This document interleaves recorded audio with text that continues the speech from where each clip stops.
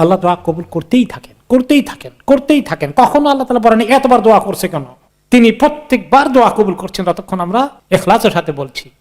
দোয়া রেজাল্টটাকে আল্লাহ তাআলা 3 তরিকায় দান করেন। একটা হলো আমি যেটা চাইলাম আল্লাহ তাআলা আমাকে সেটা দিয়ে দিলেন, এরকম কিছু কিছু দোয়া আমাদের সবারই কবুল হয়েছে আলহামদুলিল্লাহ। আর 2 নম্বর হচ্ছে এই ব্যক্তির প্রতি বড় একটা বিপদ আসার কথা ছিল, সেই বিপদটাকে আল্লাহ ঠেকিয়ে রাখবেন এই দোয়া দিয়ে। মুসিবত তো উপরে থেকে নাজিল হয়, আর এই দোয়াটা বান্দার নিচের থেকে আল্লাহর কাছে যায়। ওই বিপদকে ঠেকানোর জন্য আল্লাহ দোয়াকে কাজে লাগান। এই দুইটার যুদ্ধ চলছে, কিয়ামত পর্যন্ত যুদ্ধ চলবে, তার মানে বিপদ আপনাকে আর ধরবে না।